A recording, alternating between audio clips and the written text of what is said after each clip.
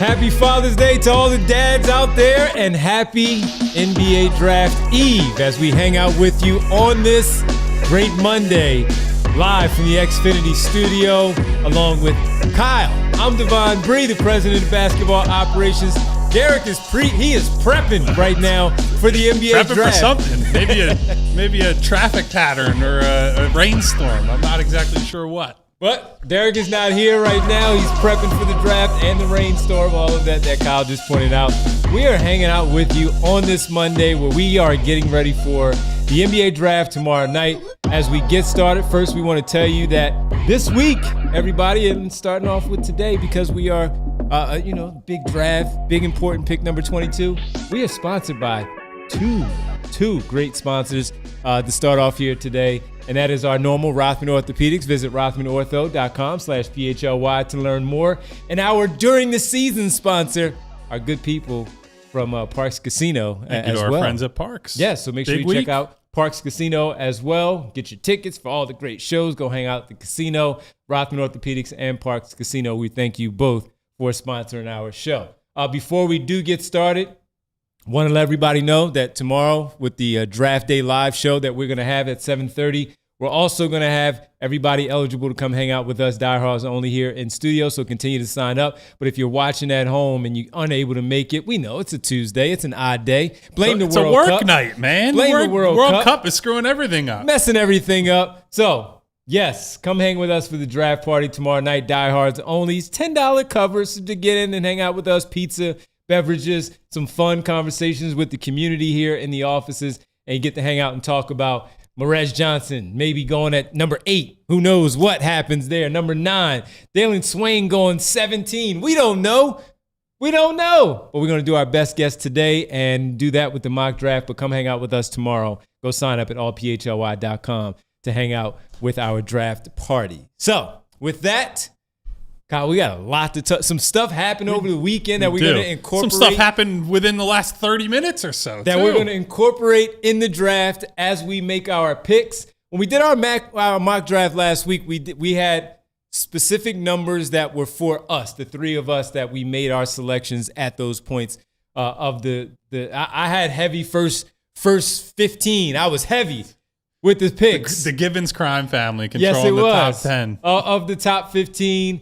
And then we had the final 16 through 30. A lot of those picks went to Colin and Derek. But with it, today we're going to do something a little bit different. And our best guess of a consensus between the three of us once Derek is through all his traffic patterns.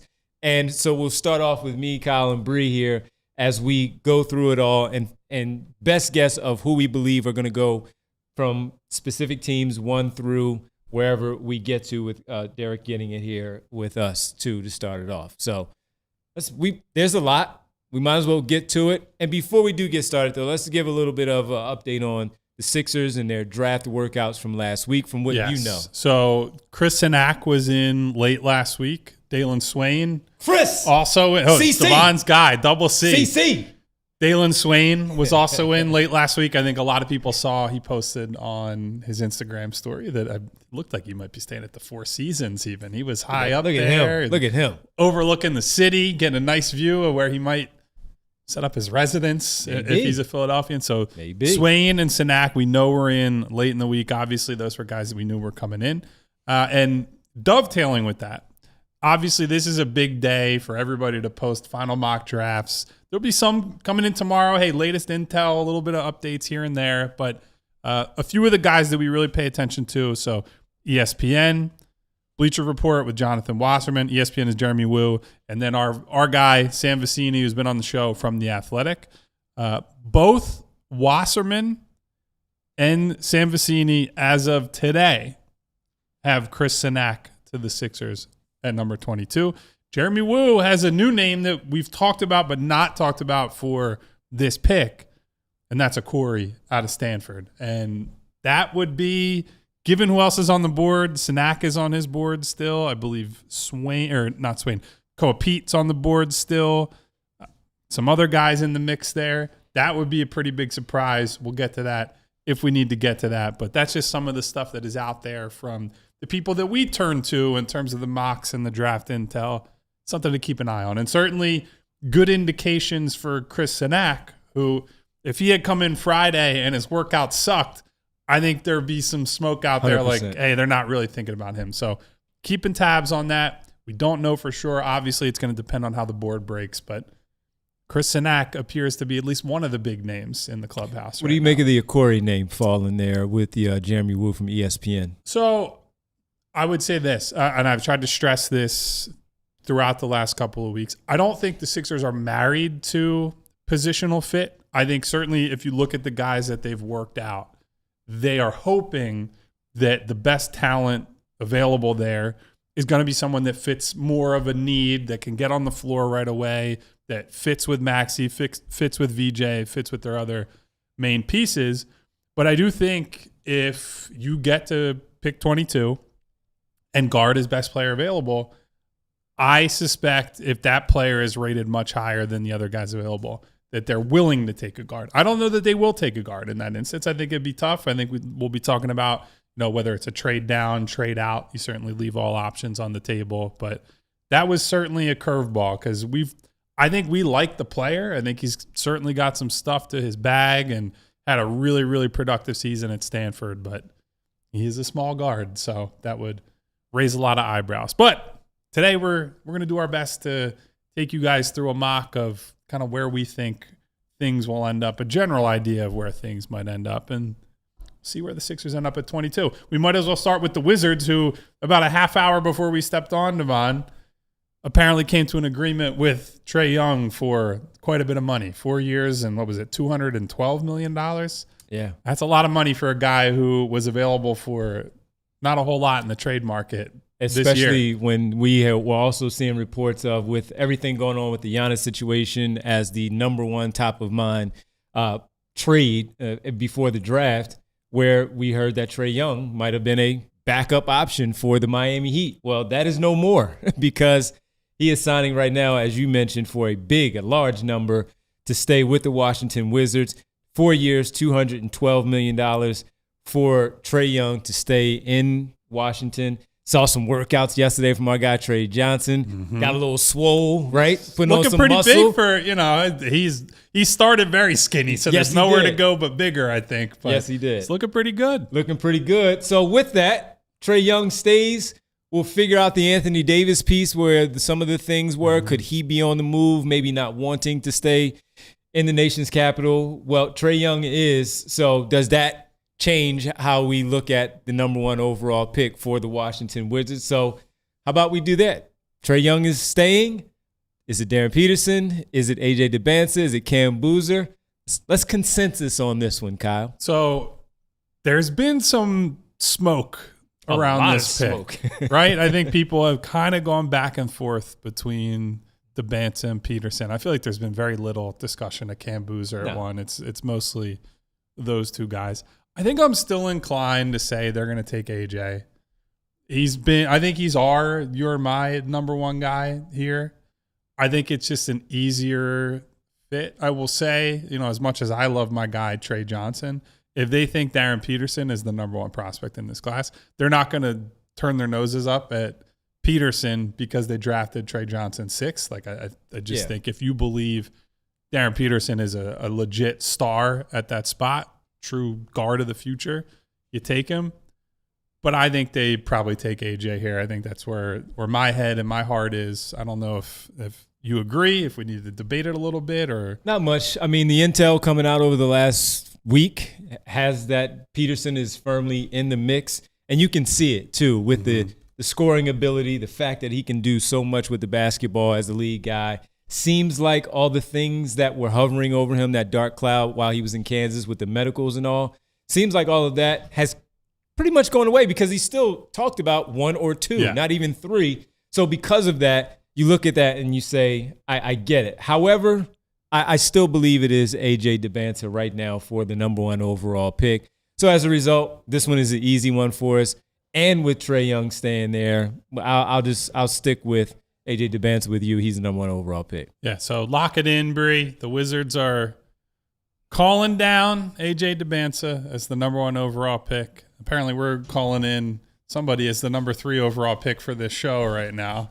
Sliding into the studio about 10 minutes in because of the weather and the traffic. Rotation. Look at the rotation there. All right, so Derek, here's your opportunity. Do you think there's any reason here, if we're going best guess on who they take, to say anyone other than DeBansa? Is it best guess or what we would best take guess, ourselves? and especially given that they just signed Trae Young to a $212 million contract? Yeah. I would say it would still be AJ, would be my best guess, but I do feel like I have seen people be proponents of both Boozer and Peterson at this spot still. I would say best guess AJ, and I think AJ has probably been the best guess ever since the lottery, but I still don't feel like it's 100% locked in stone. No, I think it's between DeBansa and Peterson, but I think I'd strongly lean toward AJ in terms of what the Wizards are going to do. So lock it in, Bree. The Utah Jazz on the clock at number 2. And now, all right. So what do they do? Because Keontae George is there. Could Boozer? We know that Carlos Boozer works in the front office. That's one thing. You have Keontae George represented by the same agency as Darren Peterson. Could there be some conflicting things there with the two guards, both scoring guards, both can run a team, but both scoring guards? We've said it many times that we think it's Peterson, but are we at least giving Boozer a chance here at pick number 2?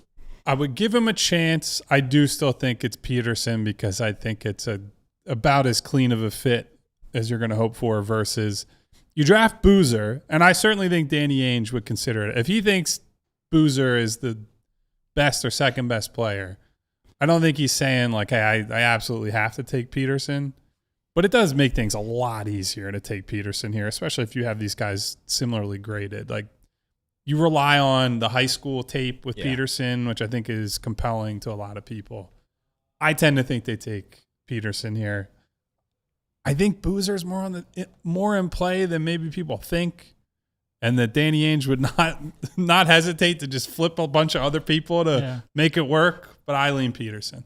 I will also say I think a lot of people might be over-indexing a little bit on a slightly disappointing NCAA tournament for Boozer, or at least an up and down NCAA tournament for Boozer. I think he is more – I think the NBA at large thinks of him as in this class with AJ and Peterson, whereas a lot of fans I feel like probably have him as a higher bust potential and maybe a lower – tier. So I think he's in conversation with all these picks. But yeah, I would still go Peterson too. Boozer is very well liked around the league. And one guy that I know I speak to quite a bit around the league who simply says, love Peterson, love DeBansa.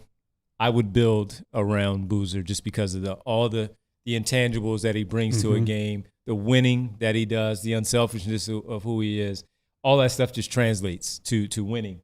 And that's one guy. But that said, Peterson, number 2 to the Utah Jazz. All right, so let's lock him in. Peterson to the Utah Jazz and the Fighting Danny Ainges. So let's knock out top 3 and stay with the Memphis Grizzlies, who also have pick number 16. Yeah. And this is where, Derek, we talk about Boozer again. It just seems like similar to what we talked about last year with Charlotte, with Con Knipple, just having a culture change type of guy there. And we know about what Ja Morant and all, while we wait for the Giannis piece, did Ja Morant get traded? And that's another piece that we will watch for tomorrow as well. But it seems like this is the landing spot. Caleb Wilson is not going to be selected at pick number 3. It seems more of Boozer. Yep. In the draft that we did last week or 2 weeks ago, I had the 3rd pick here. I did go with Boozer. I think Boozer is where they will go in this draft. And I like Caleb Wilson a lot. I do think like you can watch him and get enthralled by what he could be defensively. And I think there's probably some processing that he needs to improve upon to actually realize that potential. Boozer is just, for a big man, he is as plug and play of a offensive big man as I think you can find between the stretch shooting, the passing, the creation. I think he will end up going to the Grizzlies at 3. I agree. I think he is a Grizzlies type of guy too. Like they tend to say they're a data heavy team, and they're a team that believes in if you were productive at previous levels, you'll continue to be productive at the next level. When they've strayed a little bit from that philosophy is when they've had a lot of their biggest misses in the draft. But I think this one is, to your point, Boozer is a guy who has been ultra productive and won at every level. And so I think the respect level for him in the league is higher than maybe a lot of people think based on as you put it, not a bad NCAA tournament, just like, a little spooky at times, a little underwhelming at times. But I still think the body of work is a few games where you go like, yeah, maybe that athleticism is a little bit of a concern. Yeah. But I still think the body of work is good enough. In fact, I think we could pencil him in at 3, and we could probably just pencil in Caleb Wilson at 4 because the only thing I'd be truly stunned by in the top 4 is if somebody else sneaks in there, because I just think this is a rock solid, nobody is breaking from consensus, and then the real fun begins. And they also have another pick at pick number 15. So Memphis at 16, Chicago at 15, 2 picks each for those 2 teams in the top 15. All right, we're going to take our first pause of the show. The top 4, pretty much been the consensus the entire time. We bang that right out. We get that out of the way with a little bit of explanation. Now it gets real with the Clippers on the clock at pick number 5. Let us know who the Clippers pick at 5 should be. We'll take our break. The PHLY Sixers Draft Week coverage is presented by Rothman Orthopedics and Parks Casino. Stay with us. Don't go anywhere. Let us know what you think as we come back on the other side as the mock draft continues here on the PHLY Sixers podcast. All right, let's talk about staying in the game, everybody. If pain is slowing you down, knee, shoulder, back, whatever it is, you don't have to just deal with it. The team at Rothman Orthopedics has you covered. They've been recognized as the #1 physician practice in the country by Castle Connolly for having the most top doctors in orthopedic care. I can attest with my ACL and my Achilles, I rank them #1 too. That's elite expertise trusted nationwide. Getting started is easy. Head to rothmanortho.com/PHLY. Schedule your appointment today. Don't know what type of specialist you need to schedule with? Use their fast scheduler program to quickly connect with their VIP scheduling team to get you set up with the appropriate specialist for your injury. And with Rothman now, you can get immediate access to orthopedic care with experts for guidance when you need it. At Rothman Orthopedics, your mobility is their mission. Visit rothmanortho.com/PHLY and get back to doing what you love pain-free. Parks Casino is my casino of choice. Great place for a night of headlining, entertainment, and award-winning dining. Make the night complete and stay at the new, beautiful Park View Hotel, which is just steps away from Parks Casino and offers shuttle service. You can't beat that. You get door-to-door service right there. Just announced comedian Ben Bankus on August 22nd. Magician Michael Carbonaro on September 19th. Tickets still available for these headliners at Parks Casino. Saturday, June 20th. You just missed that one, everybody. You got to be on board with these things. But these are the great things that you see in the past on their event schedule that you miss that's available for you at Parks Casino. George Thorogood and the Destroyers on August 28th. All right there at Parks Casino. Also, Sebastian Bach, special guest Steven Adler from Guns N' Roses on October 23rd. So, parkscasino.com. Buy tickets right now. Must be 21. Gambling problem? Call 1-800-GAMBLER. Back here on the PHLY Sixers podcast. PHLY Sixers Draft Week coverage is presented by Rothman Orthopedics and Parks Casino. Make sure you go check out both of their sites, rothmanortho.com/PHLY and parkscasino.com. for more. All right, let's keep it going. We're at pick number 5. By the way, hit the like button, like and subscribe. Leave a comment as well. Hope to see you all tomorrow here for our Draft Day Live show beginning at 7:30. And for the ones coming in to hang out with us for our event here in the offices and the studios, food, drinks, great conversation, pop-a-shot challenges, all of it right here at the PHLY offices. Pick number 5, the Los Angeles Clippers. See what we have. Where the draft really begins. This is where it begins. So, guard, are there any bigs that get into the mix here in this position? I've heard very little. Like, I think we initially were like, hey, maybe Mara sneaks in here. I feel like that talk cooled pretty quickly. From what we've heard around the league, it seems like it's a lot of guards that have come through there. Now, not all the guards are fits, and I've seen some people throw out Acuff's name. He's probably the toughest fit with Darius Garland. On the flip side, if you're just trying to play, hey, Sacramento, come get your guy, you draft Acuff and say, go get your guy and see if you can hold them hostage for him. So I could see him being the pick there if they ultimately decide that's the route they want to go. But assuming that we're just making this as like a straight, we're drafting these guys, I'll throw 3 names at you. Wagler, Michael Brown, and Burries are the 3 guys that I think are reasonable picks here. And Burries is not someone I expected to get up this high potentially. We've seen him more 9, 10, 11. But there's been some smoke out there about some good workouts, some good intel. And he's also someone that with Garland already in place. The pairing is is much better than the He others. is much more seamless as like an off ball, doesn't need it in his hands all the time. And so maybe he gets some consideration there. So where are we leaning right now? I could be talked into... Even with all of that, I still lean Wagler here at this spot because he does have the size to be off ball with Garland, big time shot maker with some really good range to go along with him. Now the defensive chops are not as the same as Burries. I still lean Wagler in this spot. Well, Wagler is where I went when I had this pick a week ago. I do agree that the size and defensive challenges with Acuff would be tough to navigate. I don't think Wagler necessarily fixes that early on in his career, but I think he at least has the potential to grow into someone who could play next to Garland. I could kind of be talked into Brown as well, but I think those are the 3 that you would look at from a pure talent perspective. All right. So I go Wagler. I'll go Wagler. I'm fine with Wagler then. Yeah.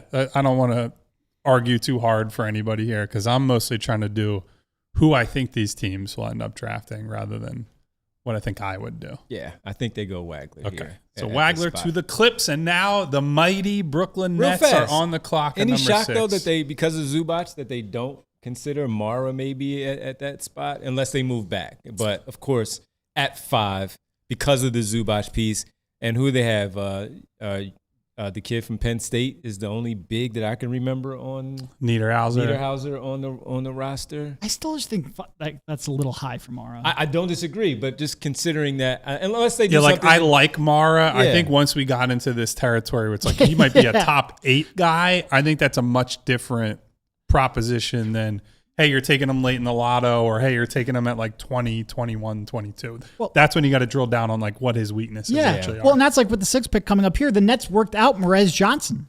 They have the 6th pick. Like we were talking about him and maybe sliding to 22. Yeah. Now all of a sudden hasn't played a game between then and now. Now all of a sudden he might be a 6th pick. Yeah. There's now I think really some of that is probably trade scenarios stuff, if I had to guess. And so, all right, let's focus here on Brooklyn. I think I'm stumping for this is going to be a Michael Brown pick. I think it could be Acuff. I think Acuff could go anywhere here from 5 to 7 is my guess. I think Michael Brown, between the high wire act he does as a playmaker, which is both complimentary and derogatory because he can throw some of the best passes in this draft class, and we'll call them some Tony Roten type passes into the 5th row. I think the guy I would sort of compare Michael Brown to is LaMelo Ball. Like there's a lot of LaMelo Ball to his game where he's willing to just, I'm going to spray passes all over the floor. I'm going to pull up from 30 feet. And when it looks good, boy, it looks really good. And when it looks bad, it looks really bad. But I think he's one of my favorite talent bets. I think he's someone that increasingly has been connected to them. So I'll go Brown here. Again, I think I could be talked into another guy if you guys are going to bang the table for somebody because else. of the latest conversation that's been there over the last couple of days with Brown moving up with that Nets pick, specifically the Nets pick, a little bit in the Clippers side, as you said, you've heard that. But it's been more the Nets. And I believe I had the Nets in the mock last week, and I picked Darius Acuff. But I think I'm leaning more towards where you are. We talked about they were going to take another guard after the 5 that they took last year. But that said, this one has more pop of the talent than any of the other ones. And I do think he has the edge right now, Brown does, over Acuff. It's like they're doing the process just with guards instead of big men. Yeah. Well, listen, none of those guards they drafted last. Like, Yegor had some nice moments last year, but you're not passing on guards based on Traore or no, I agree. Saraf. Yeah. So what do you think? You go Brown? I'm or good with Acuff? Brown. All Okay. right. Consensus says Brown. It does feel like this is a little bit of a drop for Acuff, who looked like he was in real strong contention, and still might be. However, for the I think pick. this is going to end up being for the team that we're going to talk about next, the Sacramento Kings. This is exactly the scenario they're hoping for, because Acuff is firmly their guy. The organizational connections there, and to his credit, offensively had just an unbelievable college season. Like got everywhere he wanted to go. Of the year, second half is just killing teams. The big question is on the other end of the floor. It's like, how much of this is he is carrying your team on offense and so can't or won't expend a lot on defense, and how much of it is this dude just is never going to care on that end of the floor. I was going to say, you call it the big question. I'm not sure it's currently a question. Not what he, as a defender, it's not a question. He stinks as a defender. Whether he could get better when he is less of a, because he was 24 points, 6.5 assists. Like he was carried or relied upon a lot. Hopefully he can put in a little more effort on the other end, because this past year at Arkansas, it was not it. No, it really wasn't. But with that, I think it's Acuff here, just like the guys do. So not much to really go off of. Maybe we'll give more tomorrow during our Draft Live special. But Darius Acuff, this seems like his landing spot with the Sacramento Kings. And I just do hope that he can, because of all that stuff, it just seemed like a Kings pick where he's great at one thing, not so much the other. I hope they can put some real structure around him. 1,000%, where it's not another situation of the Sacramento Kings where somebody just goes to, basketball-wise, their basketball career just goes to what. Yeah. And that. So I like the player, though. I just hope the defense – I just hope he gives a little bit more effort defensively and they surround him with the right people. That's all it is, right? It's like if he tries, he's still going to be small, but at least among the smaller guards in the class, he's got some muscle and some weight to him, so he can compete and fight through some screens and – guard his man potentially. And that'll be enough if he's the type of offensive player that I think he looked like in college. Because in college, he also shed some of the concerns I think people had coming into his career. I think he was viewed as more of this is a volume scorer, but not a shooter. And then he ends up shooting, like 43% from three in college. And so people, okay, well, if he can do that, and then he gets to the rim and he's a great ball handler and he can play make, off of his scoring, this guy's kind of the total package on offense. And so as long as he meets like the minimum threshold defensively, that's really all he needs to do. His task is pretty simple. Don't be Trae Young bad on defense, because you're going to be good enough on offense to paper over a lot of defensive stuff. And this is one, because I could absolutely see a world where he could be like the second or third best offensive player to come out of this draft. Yeah. Like I don't think that is completely out of the realm of possibilities. And you brought up Trae Young. You just saw him get paid today. You can make a lot of money in this league being Trae Young on defense if you have that kind of offensive talent. But do you want to win at the highest levels? If so, you don't got to be a all NBA defender, but you got to at least get to like a Tyrese Maxey level on defense rather than Trae Young level on defense. Will he do it? That's a big question. Offensively, I think he's going to be very good. Remo K says basketball purgatory is the Sacramento Kings. So that's pretty much the right way to put it. I will say this, because until they're not, you have DeMar DeRozan, Zach LaVine there, veterans, but not well known for their defense either. I was going to say, not exactly the winning habits crew over there. Right. So what changes there? Good that you have players like Reynaud and you had Caldwell, a nice story as an undrafted guy. You have Nick Clifford on the wing that could also be in that mix with him to grow with Acuff, but not the model of defense when we're talking about, or winning when we talk about DeMar DeRozan and Zach LaVine. All right, 7, that's the consensus with Acuff. How about we move on next to the Atlanta Hawks, where, Bree, let's look at this trade from yesterday, where the Atlanta Hawks moved to second-round picks in this deal with Oklahoma City acquiring Aaron Wiggins, who was a big point of conversation around the trade deadline for the Sixers, as you had reported at the time, where he goes to the Atlanta Hawks for 2 second-round picks to the Oklahoma City Thunder. They needed to create some space. We'll get to 12 and 17 with the Oklahoma City Thunder as we go along here in the mock draft. But at pick number 8, the Atlanta Hawks are on the clock with a new wing now, where all of these guards have been in conversation when we've talked about them here on the show. Do they now pivot and go in another direction? I want to say I picked Mara last week. I think Mara is in play. Yeah. I think, to me, and the Hawks just because of the Wiggins thing, because of who else they have, McCollum. I would be a little surprised if they go wing. I think this is backcourt or front court. I was going to say, who's does this kill the Burries chance? Does that trade? It's a good question. I do feel like they're more of a Fleming's CJ team. McCollum 1-year deal. Yeah. So I think if it's backcourt, I feel like it's Fleming's. I think he kind of fits the way they want to play, up tempo, downhill, play with speed. So of all the guys that they have in the roster, they do not have a pure point guard. They have combo guards. So is this where they do go? Daniels is not a combo guard, but that's because he doesn't shoot. He's just a defensive menace, and they can get away with it because of that. But they don't have a point guard. So to your point, does Fleming now look like the guy that they lean to where they can actually have more of a pure point guard? He has decent size at 6'4", and it can still mix and mesh with everything else that they have with the Daniels and Johnson and the other players that they have on the roster. Well, to your point, both Vecini and Wu had Fleming's there on their mocks this morning. Okay. I don't know if that is... Yeah, I still think I kind of want to go Mara. Like, I feel there's just the part of me that can't kick that as this is where they go here. What do you guys think? I was still leaning Mara. Well, if 2 out of 3 go that way. I was still leaning Mara because of they have all the other stuff, but Jock Landale is a free agent, and Okongwu has been okay, but he hasn't been great, where they can't not draft another big man to go along with him in the front court.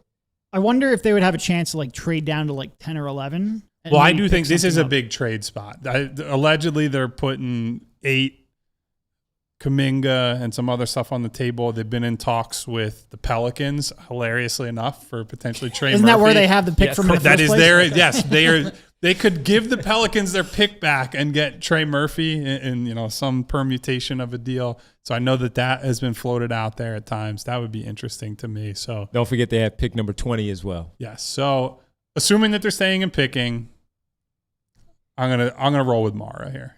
All right. I also go agree Mara. on that. Roll Mara. All right. I'm good with it. Mara to the Hawks. I'm not sure I would go that way. I'm not sure I have a great feel on where they will go.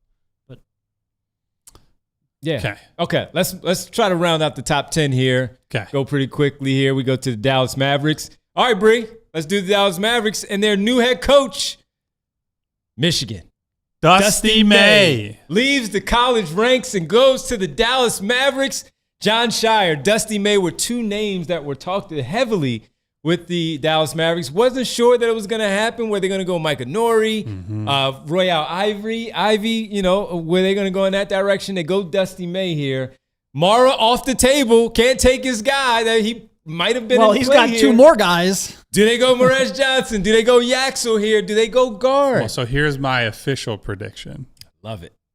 They trade back with the Oklahoma City Thunder. Oh, Morez The Thunder Johnson. consolidate 12 and 17, and the Thunder move up. Can they get both Yaxel and Morez with 12 and 17? I think they can get one of them. Engineer that? Okay. I think you take whatever Michigan guy is left at 12, and then 17, whoever the talent bet or fit with Coop is.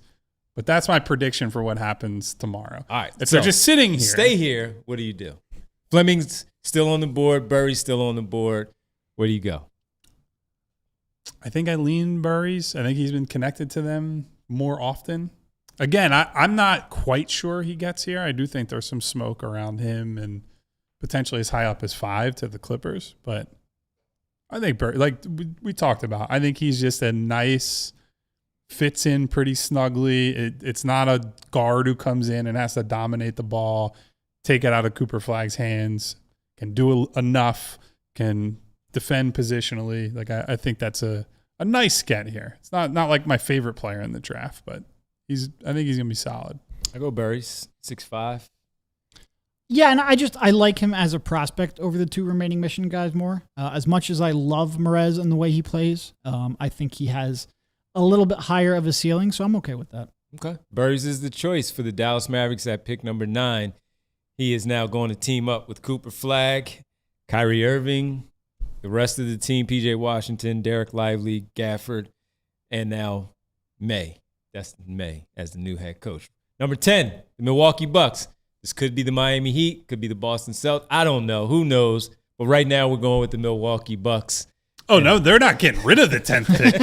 If anything, we're just talking about, will they get 13? Right? Will they get 13? Are they going to get that in a trade with Miami? Right. So let's assume, for the sake of argument, they make the trade with Miami and they get 13. Mm-hmm.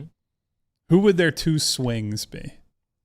I think one of them is Amen. And I think more than likely, even if they don't make the trade, and especially if they don't make the trade, Amen. I feel like Amen here. Been buzzing around the Nets pick too. Yes. As high as 6. Yeah, I could see him going higher. How about you? But there's the Tennessee connection here. Well, just for our boy Jack Reacher, I think we have to go Nate Amen. I thought you were going to say. Oh, no. We're not Jack there Reacher. yet. He likes Amen as well. Yeah. Okay, I was going to say. I thought we were talking about Pump GPT or somebody else here. But yeah, Amen is, I think of the right way to put this. He came in with huge expectations. Didn't live up to a lot of them. But because he's big, toolsy, and has a certain amount of skill, and I do think I'm pretty bullish on him as a defender. I think he was up and down there, but I think he is going to be a legit defender at that size. I think he's going to get a lot of looks starting at like 6, 7, 8 in that range. Jack Reacher with the super chat. For the record, Nate Ament will be considered the best player from this draft class in 4 years. Wow. Jack Reacher, hot take of the day. I wasn't saying that. He's saying that. Bonus thinks, by the way. That's the end of the super chat for Jack Reacher. So it feels like a Bucks pick, too. They like to take the big swings and the big toolsy guys who aren't really good at basketball yet. Yeah. Because this is a guy who's 6'11" and shot 43% from twos. Like he really he's very skinny and gets moved around very easily right now.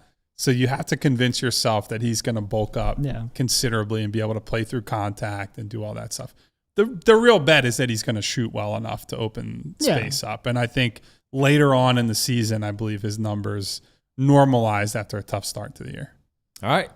Amen at 10. Amen at 10. Lock it in. Amen. There you go. Nate Ament to the Bucks at 10. When we come back, the Golden State Warriors are on the clock. 10 picks and we're 37 minutes in. And that's why we're going to be rolling on the other side. So stay with us, everybody. Sixers draft coverage. The PHLY Sixers draft coverage is presented by Rothman Orthopedics and Parks Casino, helping us out throughout this draft coverage on Tuesday and Wednesday as well. Stay right there. Don't go anywhere. Hit the like button, like and subscribe. Leave a comment. It's the PHLY Sixers podcast. And guys, next up, we want to tell you about Xfinity, specifically their 5-year price guarantee. Because what if you could have reliable and intelligent Wi-Fi? And what if you could keep it at the same price for 5 years? That's the Xfinity 5-year price guarantee. Imagine Wi-Fi that makes everything in your home work together, that finds and fixes problems before you even notice them, like a super intelligent Wi-Fi with a sixth sense. And that lets you stream the game even when the whole family's online. All your devices working in perfect harmony for 5 whole years. And here's the best part. There's no annual contracts, no hidden fees, and you get Xfinity's best equipment included. Take it from me, a lot can change in 5 years. Championships are won, records are broken, dreams grow bigger. But your Wi-Fi, it should stay reliable, and the price, it should stay put. Lock in your price and unlock the possibilities with Xfinity. Learn more at Xfinity.com. Xfinity, imagine that. Select plans only. Restrictions apply. You know it's officially summer when Hoagie Fest comes back to Wawa. I've got to ask you guys, what's your go-to Wawa order? For me, it's very simple. I'm getting a classic Italian hoagie, lettuce, tomatoes, a little bit of oil, and I love some banana peppers along with it. Give me a little bit of that spice to go along with that Italian hoagie. And if Hoagie Fest is back, that means you can get any shorty hoagie, wrap, or chicken sandwich, plus a bag of Hers chips and a small fountain drink for just $6. If you're feeling extra hungry, and normally I am, I'm a pretty large guy, make it a classic meal for only $8. There are a lot of summer memories that we love to create. We're all on the move. I remember growing up, riding my bikes to Wawa with my friends, getting some hoagies, getting some nice big sodas, a Coke, a Dr. Pepper, whatever it might be. For you, Hoagie Fest is big flavor, great value, that same Hoagie Fest energy we all know and love. It's back at Wawa. We all got to have a Wawa. Go get that grub. Hoagie Fest is back, baby. Back, baby. Everybody. We getting hoagies tomorrow? We should. And Gene. Hey, Kim. Gene in the chat mentioned my absolute favorite. I ate so many meatball subs from Wawa. It is ridiculous. That's definitely number 2 for me. Okay. I get a lot of those bad boys. Thank you to Wawa. What's number 1? Cheese. Some American. Did you not listen? No, yes. Clearly. Classic Italian hoagie, man. Yes, get some lettuce, tomato, a little bit of oil, banana peppers. I'm rolling. Rock and roll. Welcome back to the PHLY Sixers podcast, everybody. It's time for Full Strength here on the PHLY Sixers podcast presented by Rothman Orthopedics. Visit rothmanortho.com/PHLY. It's the Full Strength Blitz here through the lottery and some of these other picks because we got to breeze through to get to 22 as well. So let's go on the clock right now. The Golden State Warriors, who could also go in a lot of different directions. They can use some front court help, some guard depth on their roster, some wing help as well. Jimmy Butler coming back from the Achilles. Derek, the Golden State Warriors, where would you lean right now? So I feel like Flemings is falling. And from a talent perspective, he's available still, right? He's still available. Yeah. Oh, there's a list. I'm just making sure. Neither your eyes or ears are working. Is the sense of smell okay? I was just making sure I didn't forget. I would probably lean Flemings just as a pure talent bet, but I'm not sure that's where they're leaning. Feels a little Yaxley. They've been connected to him throughout the process.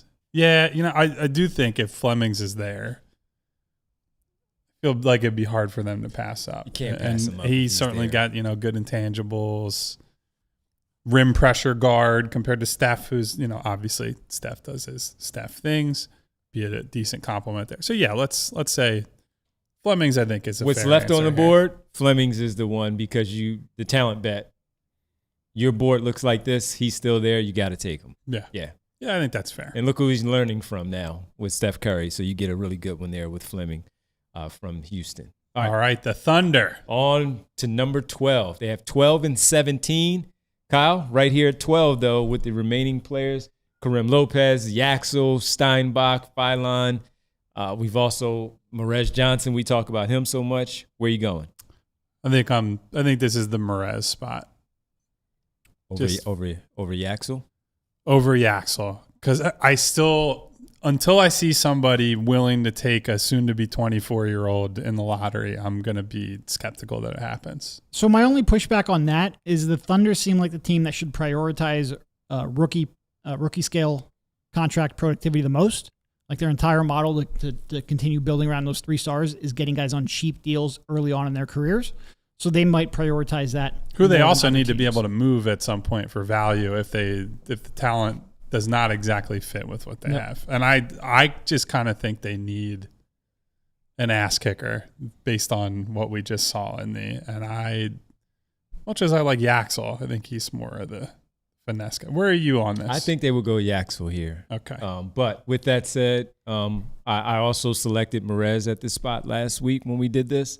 So I'll go with Merez Johnson here for the Oklahoma City Thunder. Oh, the tiebreaker, Devon. Because Derek, you're on Yaxel here? I would probably go Yaxel. Yeah, so Devon, you make the decision here. I lean them. I lean Merez Johnson at this spot. Yes. I don't think you're wrong, though. I think they could use an ass kicker. Yeah. I think what they saw from the San Antonio series with what happened, not that Merez is going to come in and be a Wembanyama stopper, but the physicality that just wasn't there enough for Chet Holmgren and all, I think they would maybe lean this type of player in Merez Johnson. All right. Moving on to the next pick that we may or may not expect to be still with the Miami Heat at this point. Pick number 13. But in a world where it is with the Miami Heat, where do you go?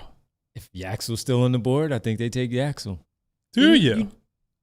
Because he's an interesting one. They're not afraid of personalities, but we have heard that his personality is a little... You shape up when you get to the Miami Heat, the Heat culture. That's why they have it there. I think they would lean Yaxel here in this spot. Who do the Bucks lean? Maybe Carr. Maybe Carr. Carr would make some sense. Yeah. Not I could Lopez. I could see this being a Lopez team. I don't. So I'm just going to go with what I would do because I'm not sure who's even picking here. So I think Yaxel's the best prospect left on the board. I'm Yaxel. Okay. Well, you guys, my opinion doesn't matter then. We're going Yaxel. No, D. Craig I'm agrees outvoted. with you. I'm not criticizing anyone. D. Craig agrees with you. Lopez screams Miami. Upside pick. But yeah, I would go. I think they go Yaxel. You could convince me they'll take a guard here. That I agree with, and I think I think that could be. I think Anderson honestly could go here. I think his range starts around here. I do think Carr is a reasonable pick here. I'm fine. Yaxel's fine. Problem is, I just think all the guards, like with the run of guards that just went off the board, I think all the guards here would be a little bit of a reach. Tiny. Fair. All right. Yaxel's fine. All right, let's close out the lottery with pick number 14 in the Charlotte Hornets. Lopez, Steinbach, Phylon, Cenac. I've been on Steinbach to the Hornets for basically this whole pre-draft process, so I'm sticking with Steinbach here. Sticking with Steinbach for the Hornets. Size, rebounding, think he can shoot. I don't disagree with you. Fits in. I think they're going to trade Bridges at some point, and if not, he's on an expiring. I think this is a pretty easy one for me. And I'm confident in Steinbach's shot. I think he will shoot. Yeah. So, yeah. They need more I don't know size. if it'll be right away, but I think at least in time, he's going to shoot. So Steinbach to the Hornets. Close out the lottery. Close out the lottery presented by Rothman Orthopedics. Full strength, everybody. The lottery, full strength. Here on the PHLY Sixers podcast, visit rothmanortho.com/PHLY. All right, let's take our final break, and we're going to blitz so we can get to the Sixers and pick number 22. And spend plenty of time Look on at 22. the drama, everybody. Look at that. We got you waiting on the Sixers. Our bad. We just like talking basketball, so we're doing that. It's the PHLY Sixers podcast. Mock Draft 2.0, the final one before the actual draft tomorrow night. Stay with us. Guys, I got to tell you about our friends at Elkins Chevrolet, run by three brothers, real brothers, local guys right now. Those guys are going all in. You got to check out their inventory of Chevy trucks and SUVs. The ones people actually want are priced to move. Silverado, Equinox, Trax, Traverse. If it's on your list, they have it at Elkins Chevrolet, and they're going fast. So if you've been waiting, don't. Because once they're gone, they're gone. They're off the lot. They're in somebody else's driveway or garage. So whether it's getting to a game, getting to work, or getting out of town, you'll be driving off in the right ride at a price that makes it an easy yes. And here's the difference. No runaround, no back and forth. They're not playing games with you over at Elkins. Real brothers making real deals every single day. You want to get your car from someone that you want to talk to and work with. That's the guys at Elkins Chevrolet. Real brothers offering real deals and a whole lot of honking good service. Head on over to Route 73 South in Marlton, hooked up with the guys at Elkins Chevrolet. Basketball and hockey, their finals are in the books, but baseball is still here, and the MLB early payout at Bet365.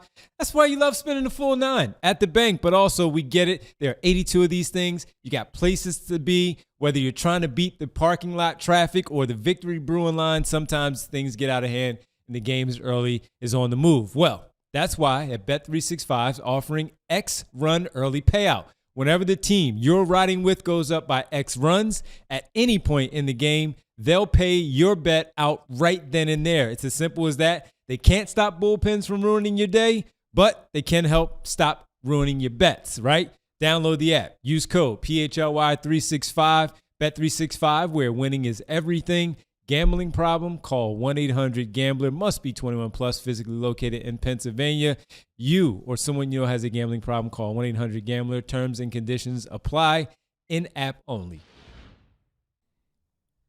All right, final segment here on the PHLY Sixers podcast. It is the PHLY Sixers Draft Week coverage presented by Rothman Orthopedics and Parks Casino. Let's stay with it. Let's keep it moving. Bulls, second pick of the first round here for these guys. Chicago Bulls a little bit earlier went Caleb Wilson. Based on the board, where are they going here?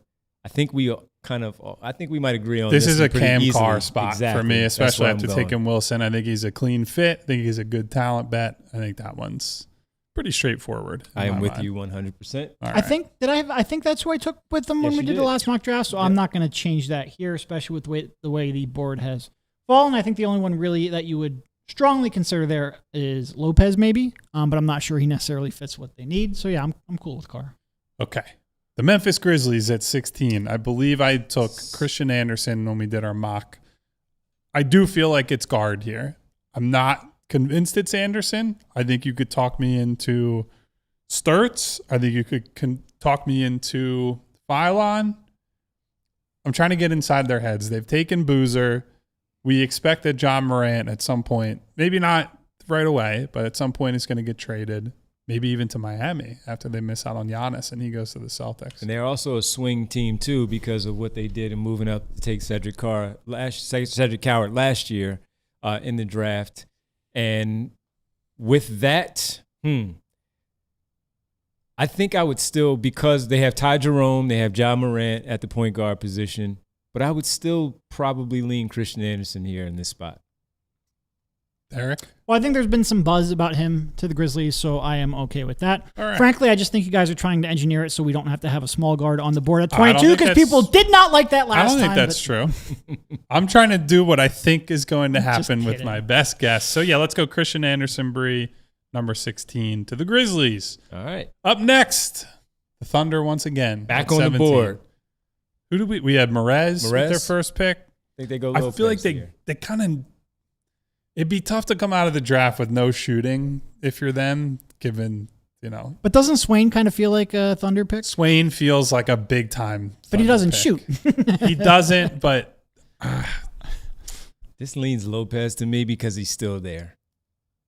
I could buy it, but again, that's another non-shooter, and I feel like if they're going non-shooter. Josh Giddey type. I'm not sure Swain is the best. The best what? Fit next to SGA, but I do feel like it's like that's the kind of prospect that they lean towards because they feel like they can teach that shooting. Here's a question so on the other side of that, because we've heard him so much in that 18 to 20-ish range, is there any chance they go Graves here? Any chance? Because he's a shooter, he's got some size.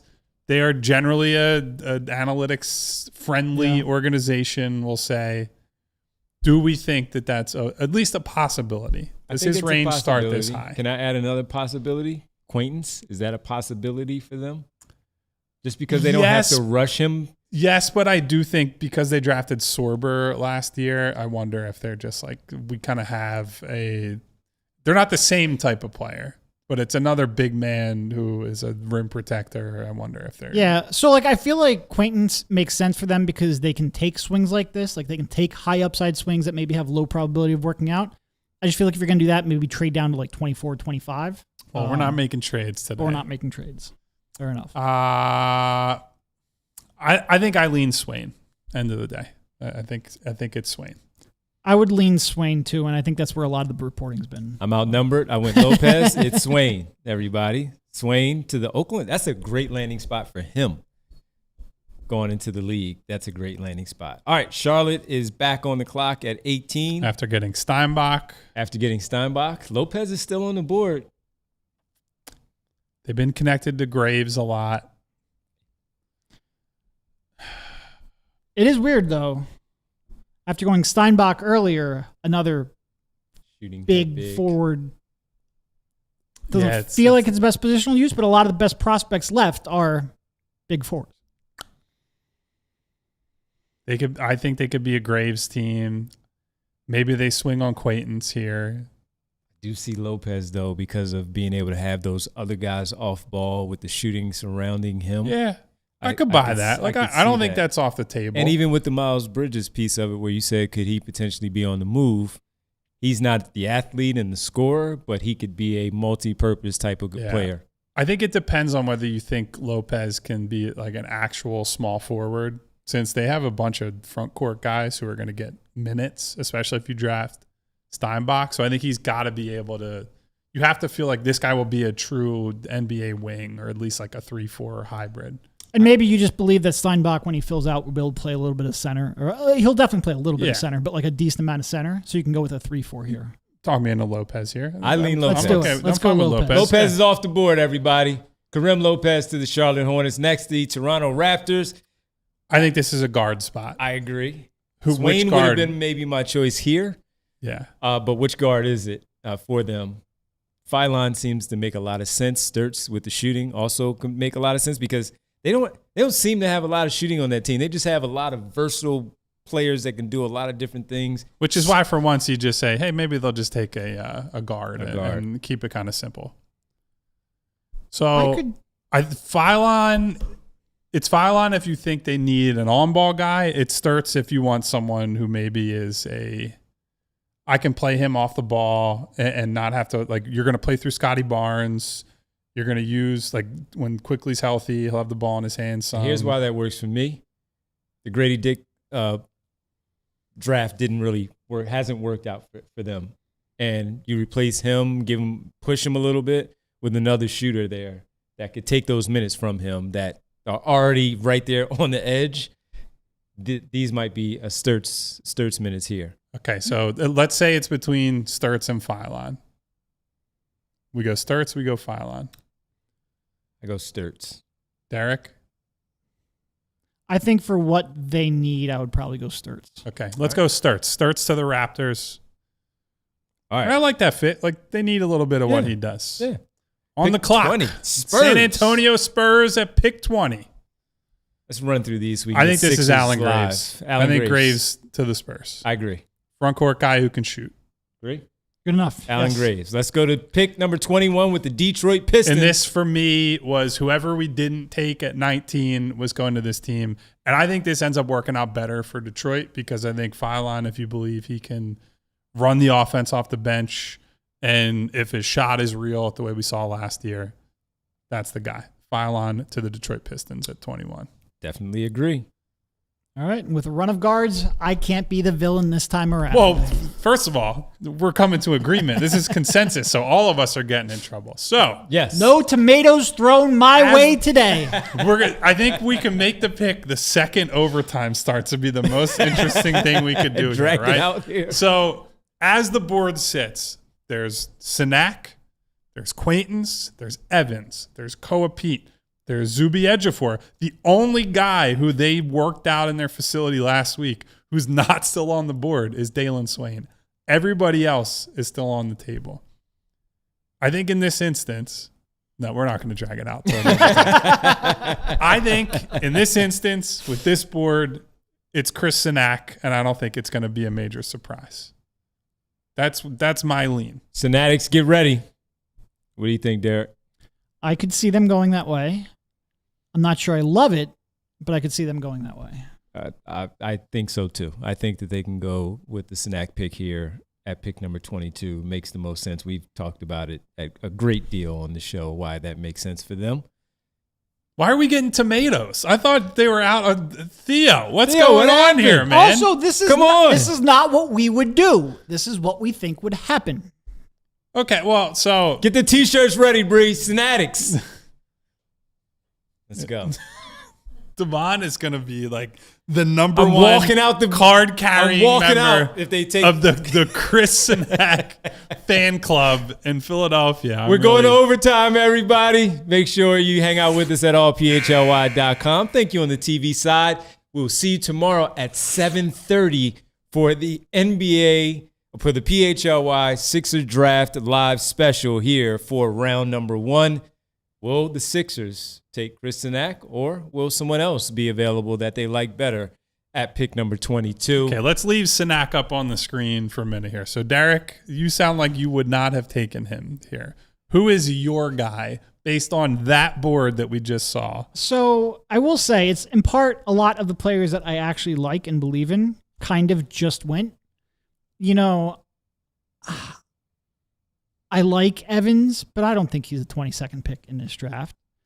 I like Quaintance, and as an upside, I like Quaintance's upside more. But pairing him with Joel, both in the sense that you want a little more shooting next to Joel, and also you want someone with functional knees next to Joel, scares me. And a lot of the short guards that Brian Knight does not agree with me on, but that I like quite a bit, just went ahead of this spot. Yeah.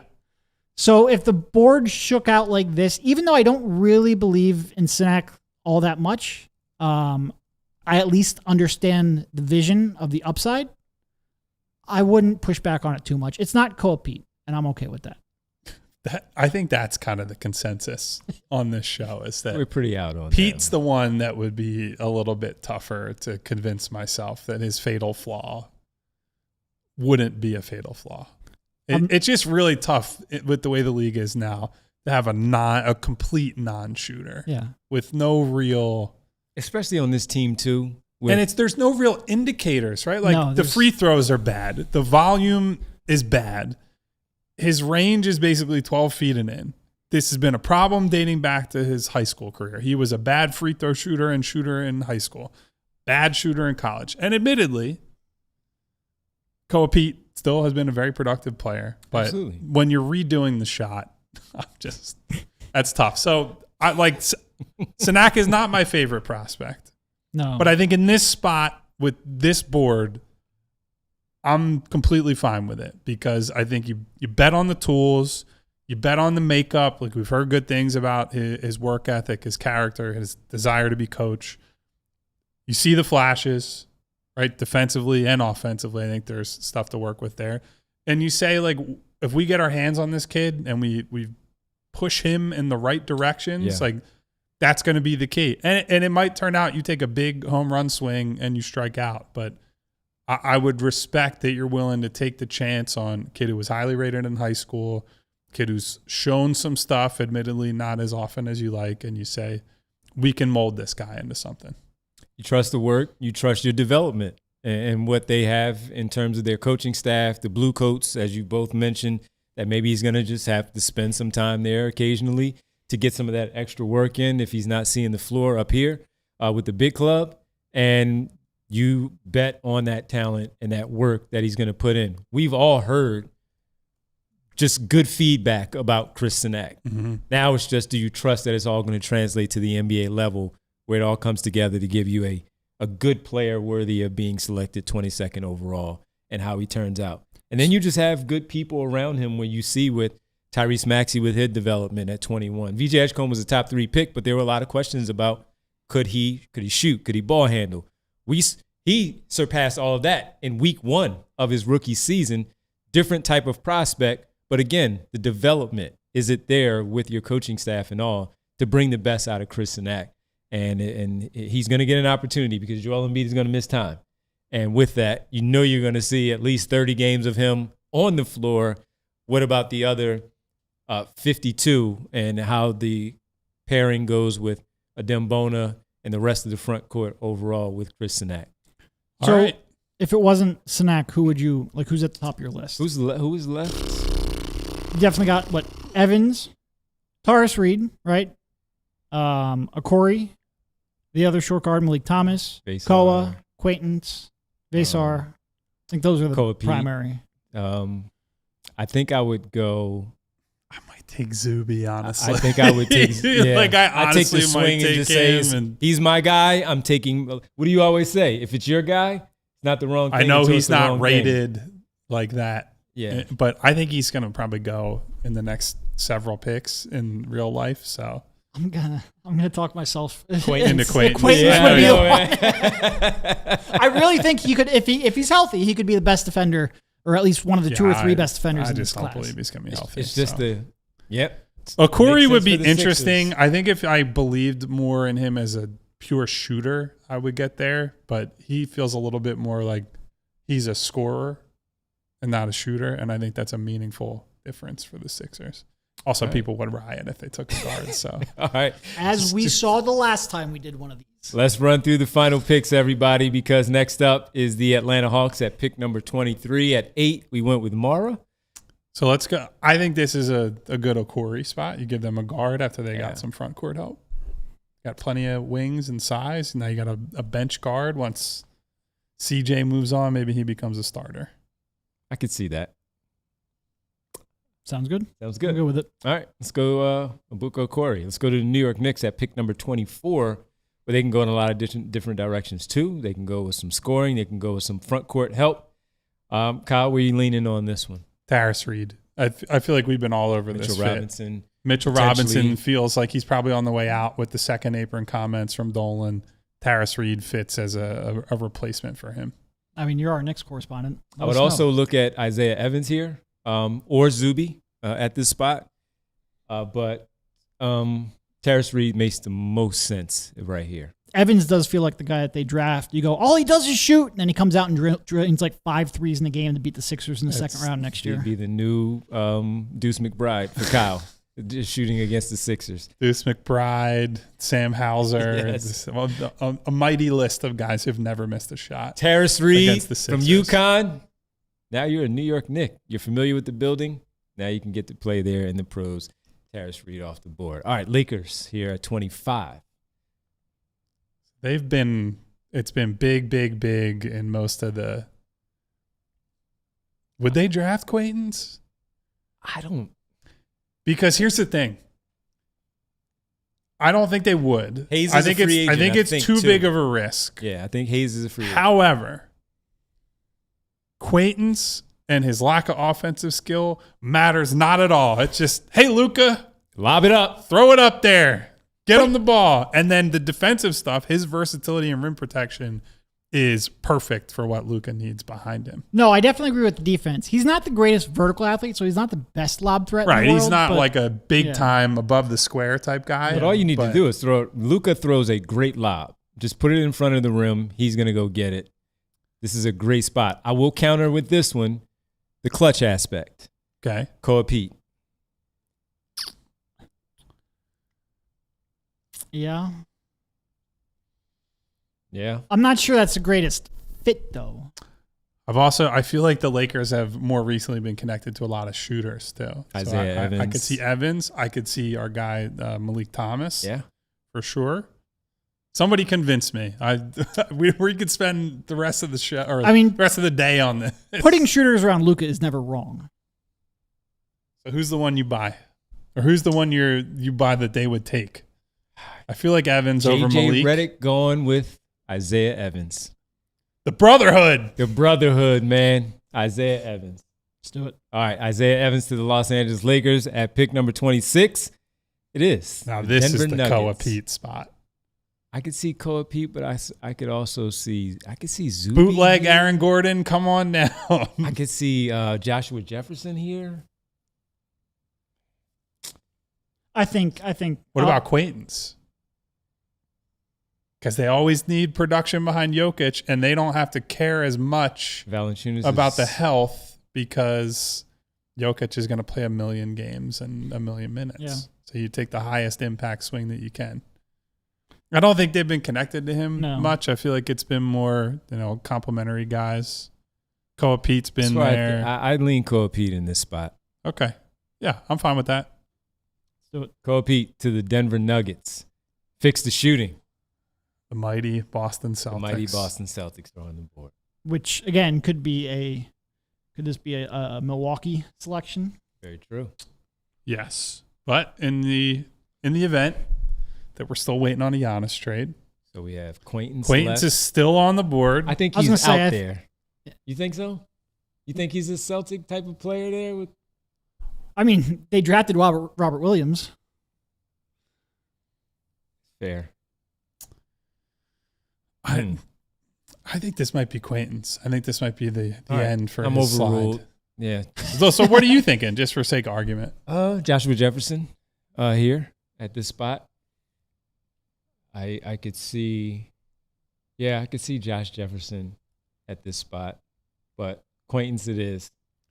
It's going to be Quaintance because it'll piss Derek off the most. And for him to be a Celtic and just destroy. And he'll be healthy enough to beat the Sixers in a playoff series. 6 block shots. It'll be a whole thing. Yeah, Quaintance. We'll go Quaintance to Boston. 28, Minnesota Timberwolves. Who recently, over the weekend, worked out Phylon, which was a surprise. I'm not sure what to read from that. Is it Phylon falling? Is it them moving up? Could be both. Because I don't think both. He's not going to fall to 28, I don't think. DiVincenzo is out. Connolly is 47 years old. He is. Which maybe that means that's a good spot for a sort of bigger initiator. Now, Ayo might stay there. Okay. Since they made the move for him. I was trying to make this your Jefferson spot. I know. Thank you. With Dante out all next year, you always need some shooting. Malik? I think Malik is a guy I would look at here. I agree. Okay. Malik Thomas it is.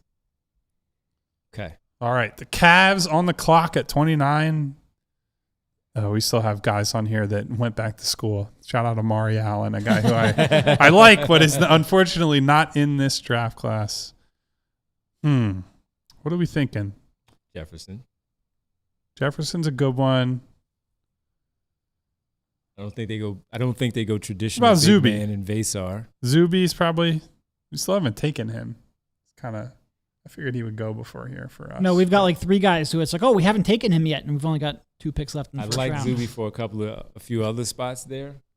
Maybe the next spot, in fact. All right.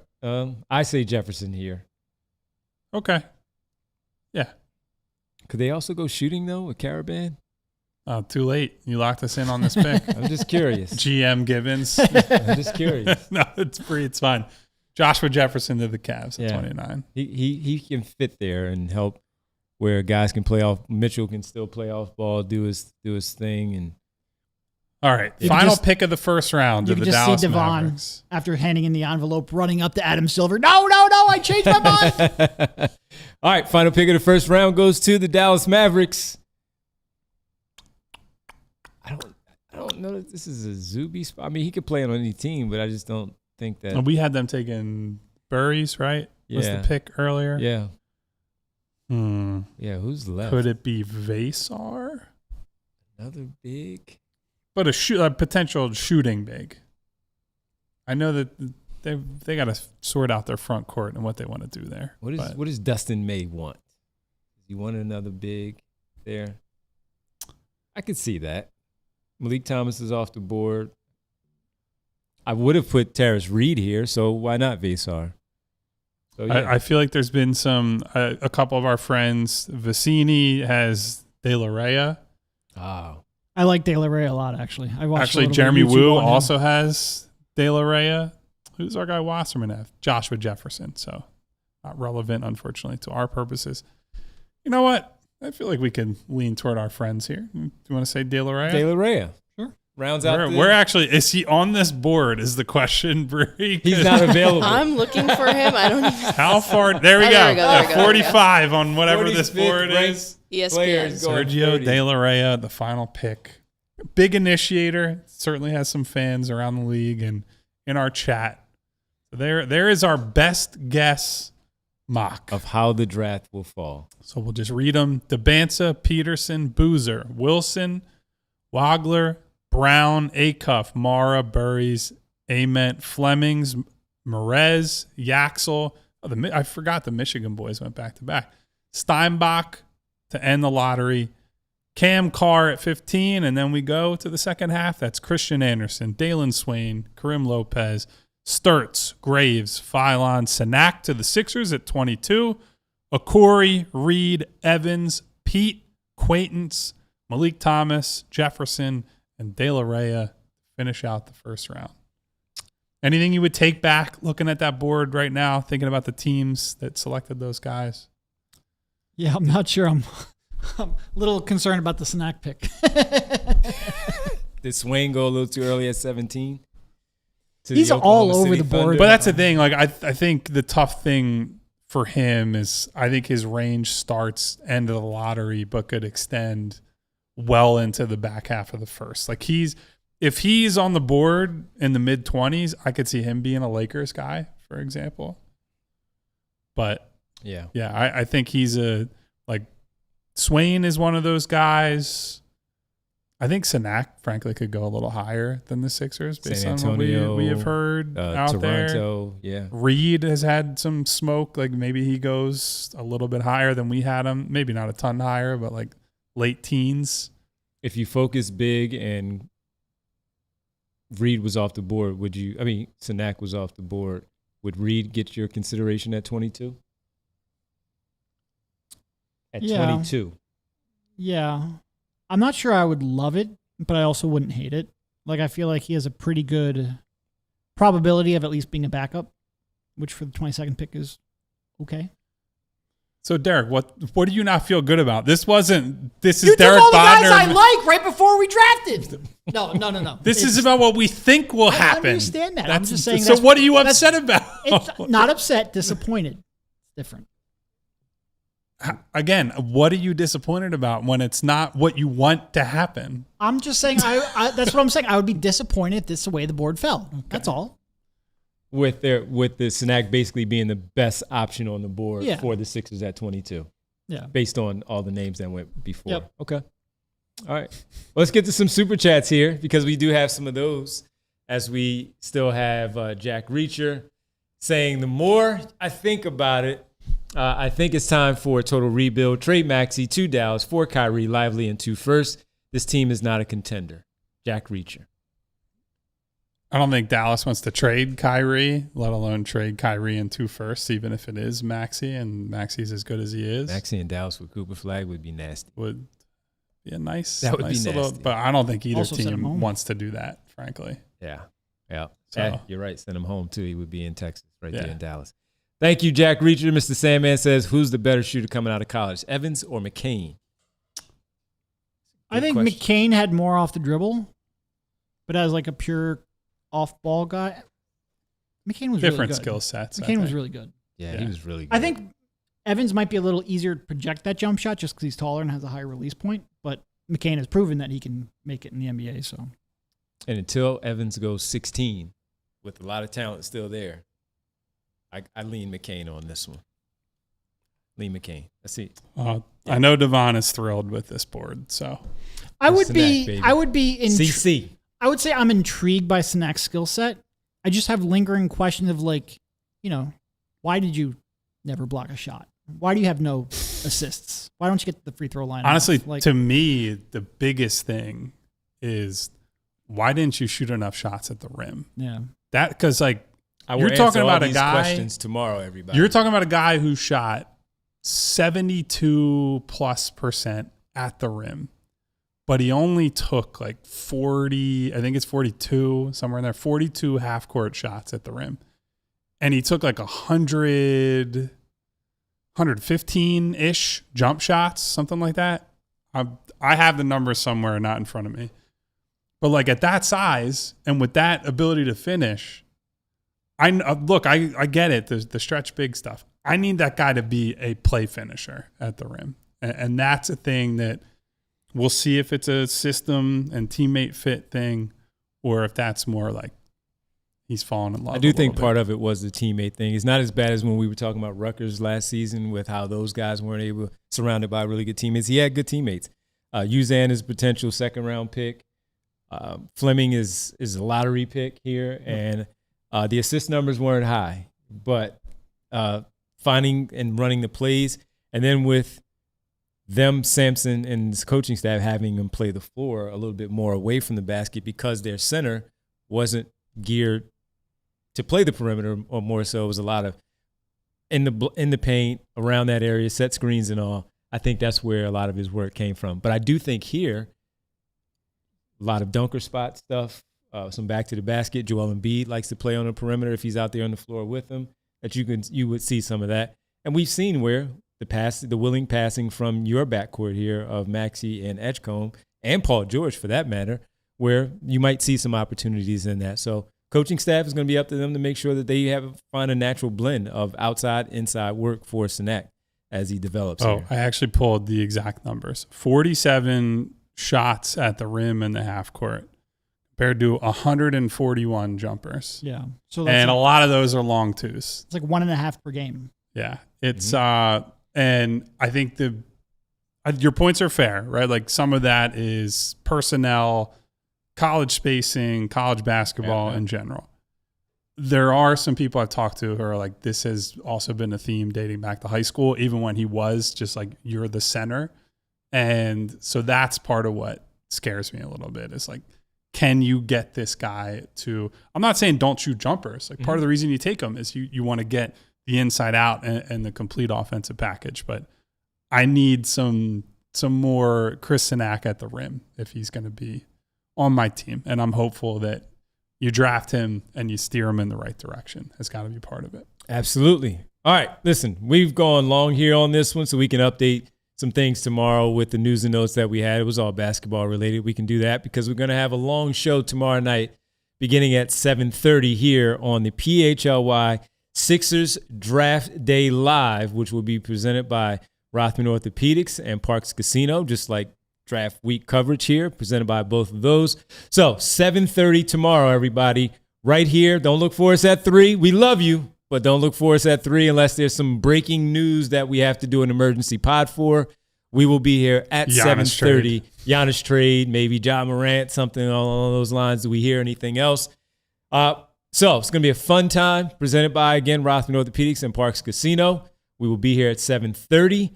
We will have our show going on. And so all of you who have signed up and RSVP'd already for the diehards, to come hang out with us. There's still time to join us. If you have not, things change, your plans change. You can get in. Go to allphly.com to sign up. RSVP, $10 to hang out with us, but you do get food and beverage and some snacks. We got a bunch of snacks here as well. Then community, just conversation all throughout. We will all be able to talk to you, of course, throughout the show as we step away. We have Jamie Lynch will be here. Ben, our social media guy, will be here. Ethan is going to be here as well, another producer hanging out and helping Bree. And some Pop-A-Shot, little contest going on. I will send out the same challenge I did last year. If you beat me at Pop-A-Shot, I will buy you a beverage from the brewery next door. Or you can just simply get them one from right in there and just hand it, Sure, or that too. There you go. All right, we can do all of that too. But look, it's going to be a great time. It's a big, important pick. It's also Mike Ganzi's first selection as the president of the Philadelphia 76ers. So big night tomorrow night, 7:30 start time for us. Bree, what time do we open the doors here? 6:30, 7? So we can talk to people probably around 6:30, 7 o'clock, I'd imagine. I want to say it's 7. Yeah. I think that's what it says on the website. 7 o'clock. We'll see everybody tomorrow for the opening here in our offices overall. But let's get to, because I know Kyle has a lot of them, the world famous roll call. Decent amount of friends today. Thank you to our friends Jack Reacher and Mr. Sandman for the super chats, of course. Dream of a good pick. Thank you to Stample, who says, love from Valencia. Checking in from Spain, baby. What's the name? Stample Woodles. Stample. What up? From Valencia. Oh, That's Valencia. a new one. We got obviously a lot of international folks hanging out with us in New Zealand and Iceland. Our guy Haidar, Marty Bones.